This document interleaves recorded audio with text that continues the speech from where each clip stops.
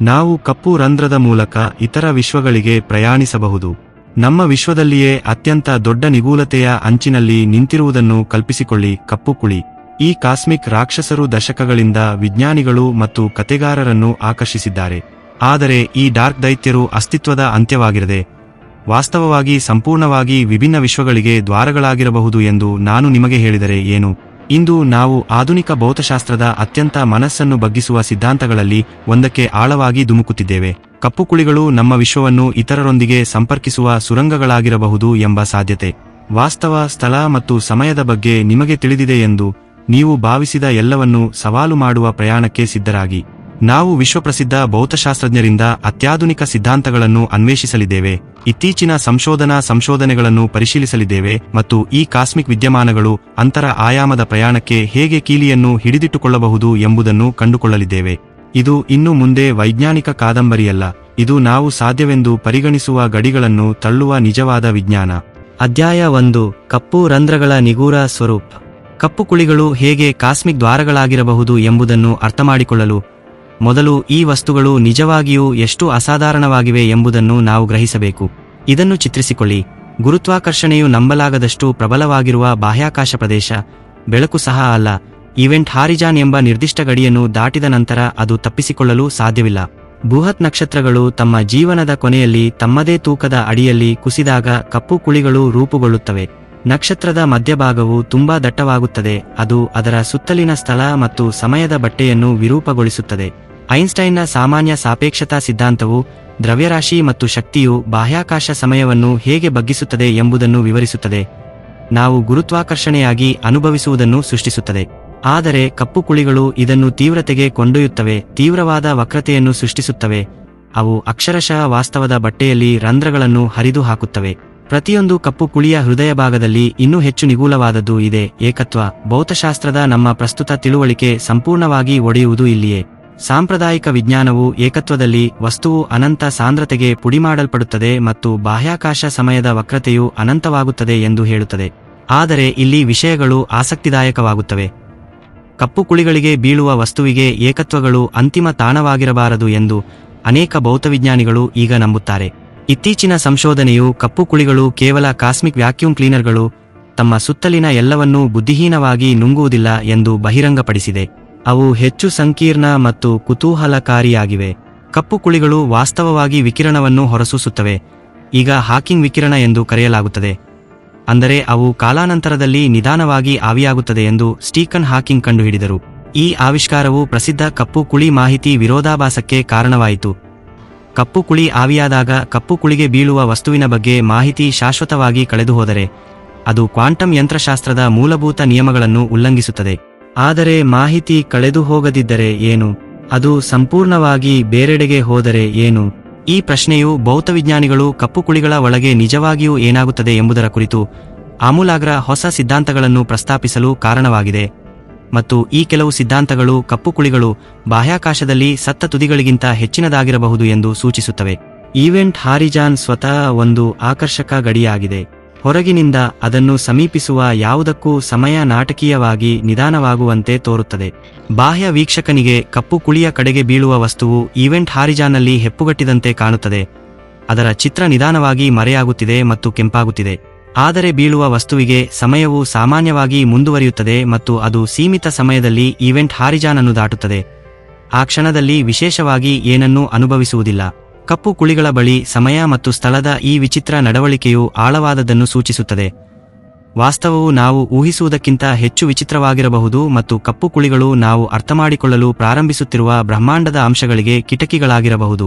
ಅಧ್ಯಾಯ 2. ವರ್ಮ್ಹೋಲ್ ಸಂಪರ್ಕ. ಬಾಹ್ಯಾಕಾಶದ ಮೂಲಕ ಸುರಂಗಗಳು. ಇಲ್ಲಿ ನಮ್ಮ ಕತೆ ನಿಜವಾಗಿಯೂ ಮನಸ್ಸಿಗೆ ಮುನ್ನುಗ್ಗುವ ತಿರುವು ಪಡೆಯುತ್ತದೆ. 1935ರಲ್ಲಿ ಆಲ್ಬರ್ಟ್ ಐನ್ಸ್ಟೈನ್ ಮತ್ತು ನಾಥನ್ ರೋಸೆನ್ ಸಾಮಾನ್ಯ ಸಾಪೇಕ್ಷತೆಯ ಸಮೀಕರಣಗಳಲ್ಲಿ ಅಡಗಿರುವ ಗಮನಾರ್ಹವಾದದ್ದನ್ನು ಕಂಡುಹಿಡಿದರು. ಕಪ್ಪು ಕುಳಿಗಳನ್ನು ವಿವರಿಸುವ ಗಣಿತಶಾಸ್ತ್ರವು ಬಾಹ್ಯಾಕಾಶದ ವಿವಿಧ ಪ್ರದೇಶಗಳನ್ನು ಸಂಪರ್ಕಿಸುವ ಸೇತುವೆಗಳ ಅಸ್ತಿತ್ವವನ್ನು ಮುನ್ಸೂಚಿಸುತ್ತದೆ ಎಂದು ಅವರು ಕಂಡುಕೊಂಡರು. ನಾವು ಈಗ ಐನ್ಸ್ಟೈನ್ ರೋಸೆನ್ ಸೇತುವೆಗಳು ಅಥವಾ ಹೆಚ್ಚು ಸಾಮಾನ್ಯವಾಗಿ ವರ್ಮ್ಹೋಲ್ಗಳು ಎಂದು ಕರೆಯುವ ರಚನೆಗಳು. ಬಾಹ್ಯಾಕಾಶ ಸಮಯವನ್ನು ಕಾಗದದ ಚಪ್ಪಟೆ ಹಾಳೆಯಾಗಿ ಕಲ್ಪಿಸಿಕೊಳ್ಳಿ. ಈಗ ಈ ಕಾಗದವನ್ನು ಎರಡು ದೂರದ ಬಿಂದುಗಳು ಪರಸ್ಪರ ಸ್ಪರ್ಶಿಸುವಂತೆ ಮಡಿಸುವುದನ್ನು ಕಲ್ಪಿಸಿಕೊಳ್ಳಿ.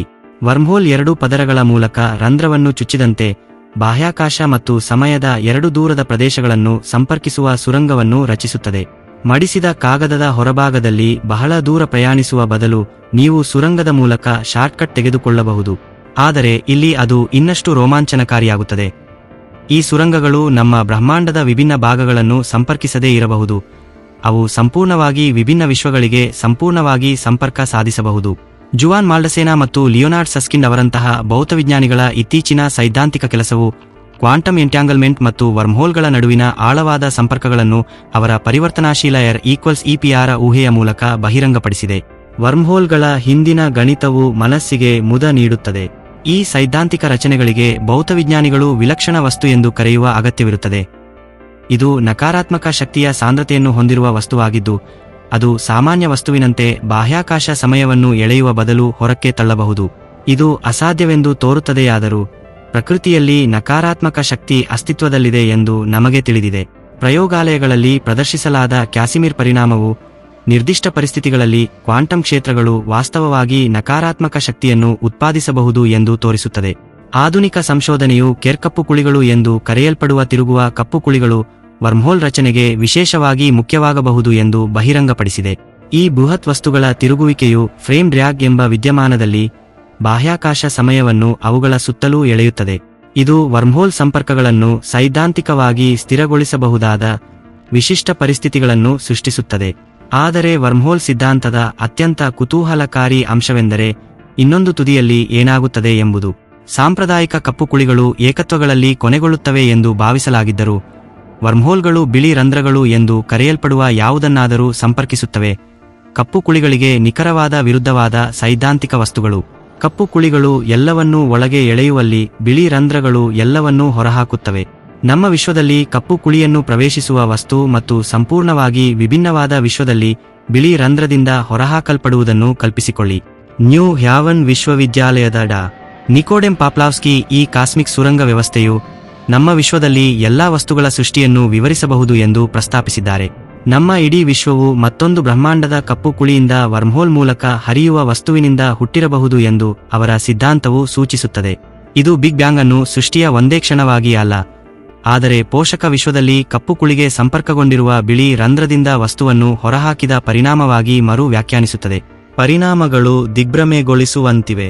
ಪಾಪ್ಲಾವ್ಸ್ಕಿಯ ಸಿದ್ಧಾಂತವು ಸರಿಯಾಗಿದ್ದರೆ, ನಮ್ಮ ವಿಶ್ವದಲ್ಲಿನ ಪ್ರತಿಯೊಂದು ಕಪ್ಪು ಕುಳಿಯು ಹೊಸ ವಿಶ್ವಗಳಿಗೆ ಜನ್ಮ ನೀಡುತ್ತಿರಬಹುದು ಮತ್ತು ನಮ್ಮ ವಿಶ್ವವು ದೊಡ್ಡ ಪೋಷಕ ವಿಶ್ವದಲ್ಲಿ ಕಪ್ಪು ಕುಳಿಯ ಒಳಭಾಗವಾಗಿರಬಹುದು.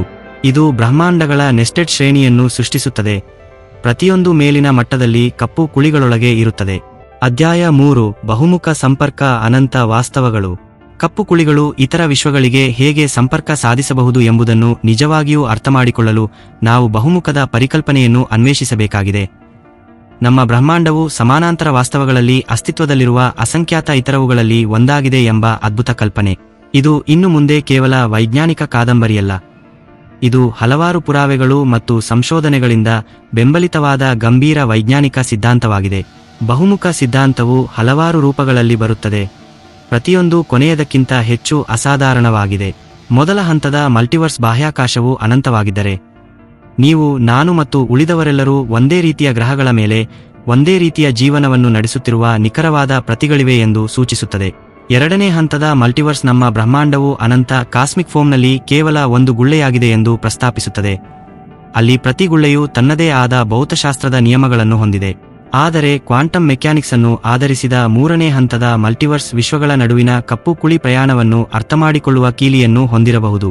ಕ್ವಾಂಟಮ್ ಮೆಕ್ಯಾನಿಕ್ಸ್ನ ಮೆನಿ ವರ್ಲ್ಡ್ಸ್ ಇಂಟರ್ಪ್ರಿಟೇಷನ್ ಪ್ರತಿ ಬಾರಿ ಕ್ವಾಂಟಮ್ ಘಟನೆ ಸಂಭವಿಸಿದಾಗ ವಾಸ್ತವವು ಬಹು ಶಾಖೆಗಳಾಗಿ ವಿಭಜನೆಯಾಗುತ್ತದೆ, ಪ್ರತಿಯೊಂದು ವಿಭಿನ್ನ ಸಂಭವನೀಯ ಫಲಿತಾಂಶವನ್ನು ಪ್ರತಿನಿಧಿಸುತ್ತದೆ ಎಂದು ಸೂಚಿಸುತ್ತದೆ. ಇದರರ್ಥ ನಮ್ಮ ಬ್ರಹ್ಮಾಂಡದ ಲೆಕ್ಕವಿಲ್ಲದಷ್ಟು ಸಮಾನಾಂತರ ಆವೃತ್ತಿಗಳಿವೆ, ಪ್ರತಿಯೊಂದು ಇತರರಿಗಿಂತ ಸ್ವಲ್ಪ ಭಿನ್ನವಾಗಿರುತ್ತದೆ.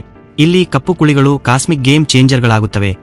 ವರ್ಮ್ಹೋಲ್ಗಳು ಸ್ಥಳಾವಕಾಶದ ವಿಭಿನ್ನ ಪ್ರದೇಶಗಳನ್ನು ಸಂಪರ್ಕಿಸಬಹುದಾದರೆ ಮತ್ತು ಮಲ್ಟಿವರ್ಸ್ ಸಿದ್ಧಾಂತ ಸರಿಯಾಗಿದ್ದರೆ, ಕಪ್ಪು ಕುಳಿಗಳು ನಮ್ಮ ಬ್ರಹ್ಮಾಂಡದ ದೂರದ ಭಾಗಗಳಿಗೆ ಮಾತ್ರವಲ್ಲದೆ ಮಲ್ಟಿವರ್ಸ್ನಲ್ಲಿರುವ ಸಂಪೂರ್ಣವಾಗಿ ವಿಭಿನ್ನ ವಿಶ್ವಗಳಿಗೆ ಸಂಪರ್ಕ ಸಾಧಿಸಲು ಸಾಧ್ಯವಾಗುತ್ತದೆ. ಇತ್ತೀಚಿನ ಸಂಶೋಧನೆಯು ಕ್ವಾಂಟಮ್ ಎಂಟಾಂಗಲ್ ಮತ್ತು ವರ್ಮ್ಹೋಲ್ಗಳ ನಡುವಿನ ಆಕರ್ಷಕ ಸಂಪರ್ಕಗಳನ್ನು ಬಹಿರಂಗಪಡಿಸಿದೆ. ಎರಡು ಕಣಗಳು ಕ್ವಾಂಟಮ್ ಎಂಟಾಂಗಲ್ಗಳಾದಾಗ ಅವುಗಳ ನಡುವಿನ ಅಂತರವನ್ನು ಲೆಕ್ಕಿಸದೆ ಅವು ನಿಗೂಢವಾಗಿ ಸಂಪರ್ಕದಲ್ಲಿರುತ್ತವೆ. ಐನ್ಸ್ಟೈನ್ ಇದನ್ನು ದೂರದಲ್ಲಿ ಭಯಾನಕ ಕ್ರಿಯೆ ಎಂದು ಕರೆದರು ಮತ್ತು ಮಾಹಿತಿಯು ಬಾಹ್ಯಾಕಾಶದ ಮೂಲಕ ಹೇಗೆ ಚಲಿಸುತ್ತದೆ ಎಂಬುದರ ಕುರಿತು ನಮ್ಮ ತಿಳುವಳಿಕೆಯನ್ನು ಇದು ಧಿಕ್ಕರಿಸುತ್ತದೆ.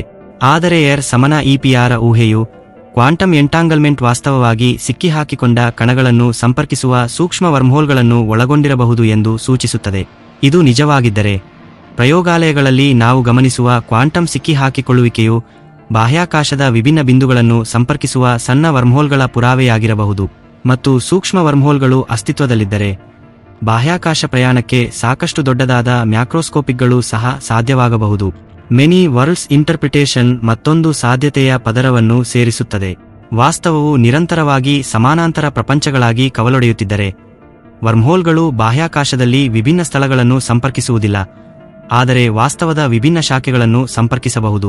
ಕಪ್ಪು ಕುಳಿಯನ್ನು ಪ್ರವೇಶಿಸುವ ಪ್ರಯಾಣಿಕನು ವಿಭಿನ್ನ ವಿಶ್ವದಲ್ಲಿ ಮಾತ್ರವಲ್ಲದೆ ಇತಿಹಾಸವು ವಿಭಿನ್ನವಾಗಿ ತೆರೆದುಕೊಂಡ ವಾಸ್ತವದ ವಿಭಿನ್ನ ಆವೃತ್ತಿಯಲ್ಲಿ ಹೊರಹೊಮ್ಮಬಹುದು. ಇದು ಸೈದ್ಧಾಂತಿಕ ಭೌತಶಾಸ್ತ್ರದಲ್ಲಿನ ಇತ್ತೀಚಿನ ಬೆಳವಣಿಗೆಗಳಿಗೆ ಸಂಪರ್ಕ ಹೊಂದಿದ್ದು, ಕಪ್ಪು ಕುಳಿಗಳು ಬಾಹ್ಯಾಕಾಶದ ರಚನೆಯಲ್ಲಿಯೇ ಮಾಹಿತಿಯನ್ನು ಎನ್ಕೋಡ್ ಮಾಡುವ ಮೂಲಕ ಮಾಹಿತಿಯನ್ನು ಸಂರಕ್ಷಿಸಬಹುದು ಎಂದು ಸೂಚಿಸುತ್ತದೆ. ಹೊಲೋಗ್ರಾಫಿಕ್ ತತ್ವವು ಬಾಹ್ಯಾಕಾಶದ ಪರಿಮಾಣದಲ್ಲಿರುವ ಎಲ್ಲಾ ಮಾಹಿತಿಯನ್ನು ಅದರ ಗಡಿ ಮೇಲ್ಮೈಯಲ್ಲಿ ಎನ್ಕೋಡ್ ಮಾಡಬಹುದು ಎಂದು ಪ್ರಸ್ತಾಪಿಸುತ್ತದೆ. ಕಪ್ಪು ಕುಳಿಗಳಿಗೆ ಅವುಗಳೊಳಗೆ ಬಿದ್ದ ಎಲ್ಲದರ ಬಗ್ಗೆ ಮಾಹಿತಿಯನ್ನು ಅವುಗಳ ಈವೆಂಟ್ ಹಾರಿಜಾನ್ ಮೇಲ್ಮೈಗಳಲ್ಲಿ ಸಂರಕ್ಷಿಸಲಾಗಿದೆ ಎಂದು ಇದರ ಅರ್ಥವಾಗಿರಬಹುದು. ಆದರೆ ನಿಜಕ್ಕೂ ಮನಸ್ಸಿಗೆ ಮುದ ನೀಡುವ ಭಾಗ ಇಲ್ಲಿದೆ.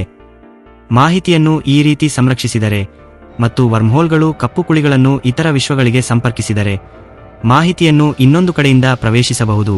ಮತ್ತೊಂದು ವಿಶ್ವದಲ್ಲಿನ ಬಿಳಿ ಕುಳಿಯಿಂದ ಹೊರಹೊಮ್ಮುವ ಪ್ರಯಾಣಿಕನು ಮೂಲ ಕಪ್ಪು ಕುಳಿಯೊಳಗೆ ಬಿದ್ದ ಎಲ್ಲದರ ಬಗ್ಗೆ ಮಾಹಿತಿಯನ್ನು ತನ್ನೊಂದಿಗೆ ಕೊಂಡೊಯ್ಯಬಹುದು.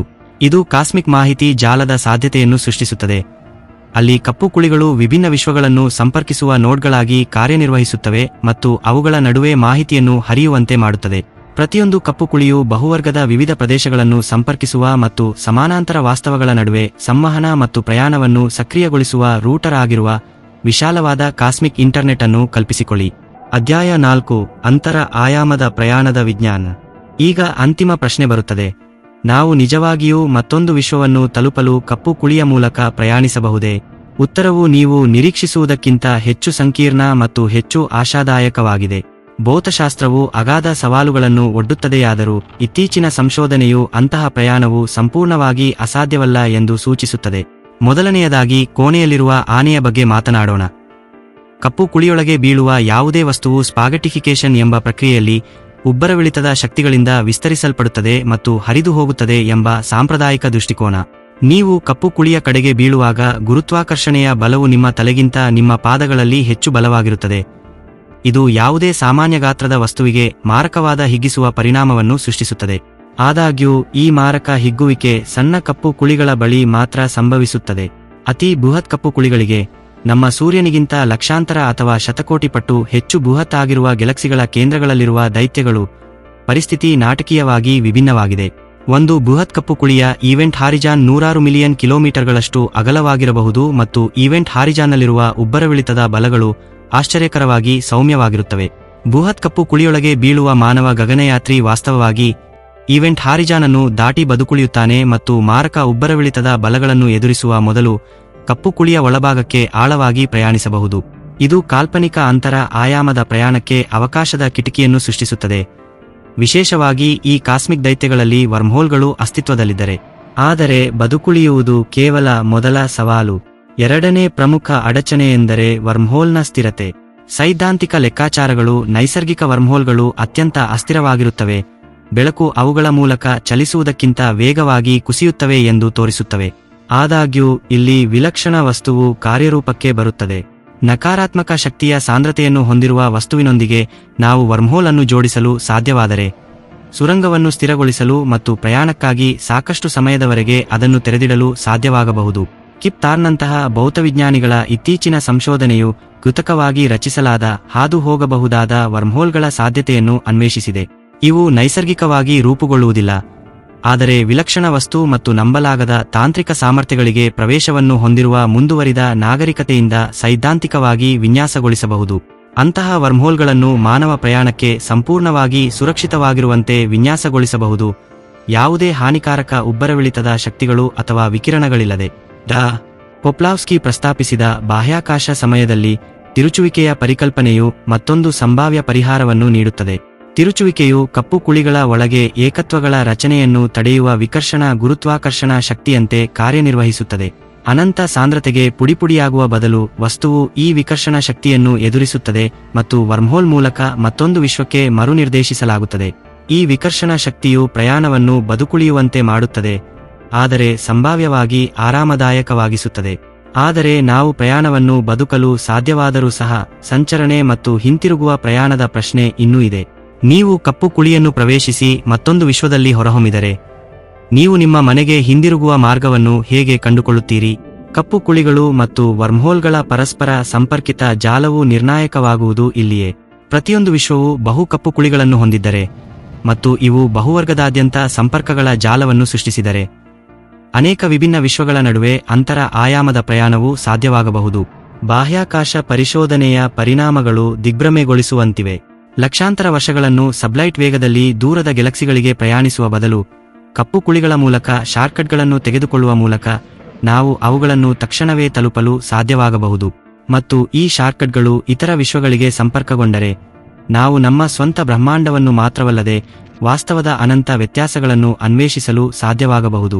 ಕ್ವಾಂಟಮ್ ಗುರುತ್ವಾಕರ್ಷಣೆಯ ಸಿದ್ಧಾಂತ ಮತ್ತು ಸ್ಟ್ರಿಂಗ್ ಸಿದ್ಧಾಂತದಲ್ಲಿನ ಇತ್ತೀಚಿನ ಪ್ರಗತಿಗಳು ಅಂತಹ ಪ್ರಯಾಣವು ಹೇಗೆ ಕಾರ್ಯನಿರ್ವಹಿಸಬಹುದು ಎಂಬುದರ ಕುರಿತು ಹೊಸ ಒಳನೋಟಗಳನ್ನು ಒದಗಿಸಿವೆ. ಕೆಲವು ಮಾದರಿಗಳು ಕಪ್ಪು ಕುಳಿಯ ಒಳಭಾಗವು ಪರಸ್ಪರ ಸಂಪರ್ಕ ಹೊಂದಿದ ಸ್ಥಳಗಳ ಸಂಕೀರ್ಣ ಜಾಲವನ್ನು ಹೊಂದಿರಬಹುದು ಎಂದು ಸೂಚಿಸುತ್ತವೆ, ಪ್ರತಿಯೊಂದು ವಿಭಿನ್ನ ವಿಶ್ವಗಳಿಗೆ ಅಥವಾ ನಮ್ಮ ಸ್ವಂತ ಬ್ರಹ್ಮಾಂಡದ ವಿಭಿನ್ನ ಪ್ರದೇಶಗಳಿಗೆ ಸಂಭಾವ್ಯವಾಗಿ ಕಾರಣವಾಗಬಹುದು. ಅಂತಹ ಪ್ರಯಾಣಕ್ಕೆ ಶಕ್ತಿಯ ಅವಶ್ಯಕತೆಗಳು ಅಗಾಧವಾಗಿರುತ್ತವೆ, ಆದರೆ ಅವು ಒಮ್ಮೆ ಯೋಚಿಸಿದಂತೆ ಅಸಾಧ್ಯವಲ್ಲದಿರಬಹುದು. ಕಪ್ಪು ಕುಳಿಯ ಗುರುತ್ವಾಕರ್ಷಣ ಕ್ಷೇತ್ರವು ಪ್ರಯಾಣಕ್ಕೆ ಅಗತ್ಯವಿರುವ ಹೆಚ್ಚಿನ ಶಕ್ತಿಯನ್ನು ಒದಗಿಸಬಹುದು, ವರ್ಮ್ಹೋಲ್ ಮೂಲಕ ಪ್ರಯಾಣಿಕರನ್ನು ಅವರ ಗಮ್ಯಸ್ಥಾನಕ್ಕೆ ತಳ್ಳುವ ಕಾಸ್ಮಿಕ್ ಸ್ಲಿಂಗ್ಶಾಟ್ನಂತೆ ಕಾರ್ಯನಿರ್ವಹಿಸುತ್ತದೆ. ಬಹುಶಃ ಅತ್ಯಂತ ಕುತೂಹಲಕಾರಿಯಾಗಿ, ಕೆಲವು ಸಿದ್ಧಾಂತಗಳು ಪ್ರಯಾಣಕ್ಕೆ ಯಾವುದೇ ಇಂಧನ ಅಥವಾ ಬಾಹ್ಯ ಶಕ್ತಿಯ ಮೂಲ ಅಗತ್ಯವಿಲ್ಲದಿರಬಹುದು ಎಂದು ಸೂಚಿಸುತ್ತವೆ. ವರ್ಮ್ಹೋಲ್ನೊಳಗಿನ ಸ್ಥಳಾವಕಾಶದ ನೈಸರ್ಗಿಕ ಚಲನಶೀಲತೆಯು ಪ್ರಯಾಣಿಕರನ್ನು ಒಂದು ವಿಶ್ವದಿಂದ ಇನ್ನೊಂದಕ್ಕೆ ಹರಿಯುವ ಕಾಸ್ಮಿಕ್ ನದಿಯಂತೆ ಸಾಗಿಸಬಹುದು. ತೀರ್ಮಾನ: ಕಾಸ್ಮಿಕ್ ಪರಿಶೋಧನೆಯ ಭವಿಷ್ಯ. ಕಪ್ಪು ಕುಳಿ ಪ್ರಯಾಣದ ಸೈದ್ಧಾಂತಿಕ ಭೂದೃಶ್ಯದ ಮೂಲಕ ನಾವು ನಮ್ಮ ಪ್ರಯಾಣದ ಅಂತ್ಯವನ್ನು ತಲುಪುತ್ತಿದ್ದಂತೆ ಕೇವಲ ದಶಕಗಳ ಹಿಂದೆ ಶುದ್ಧ ಫ್ಯಾಂಟಸಿಯಾಗಿರುತ್ತಿದ್ದ ಸಾಧ್ಯತೆಗಳ ಹೊಸ್ತಿಲಲ್ಲಿ ನಾವು ನಿಂತಿದ್ದೇವೆ. ಸಾಮಾನ್ಯ ಸಾಪೇಕ್ಷತೆ, ಕ್ವಾಂಟಮ್ ಮೆಕ್ಯಾನಿಕ್ಸ್ ಮತ್ತು ಮಲ್ಟಿವರ್ಸ್ ಸಿದ್ಧಾಂತದ ಒಮ್ಮುಖವು ವಾಸ್ತವದ ಸ್ವರೂಪ ಮತ್ತು ಅದರೊಳಗಿನ ನಮ್ಮ ಸ್ಥಾನದ ಬಗ್ಗೆ ಸಂಪೂರ್ಣವಾಗಿ ಹೊಸ ಚಿಂತನೆಯ ಮಾರ್ಗಗಳನ್ನು ತೆರೆದಿದೆ.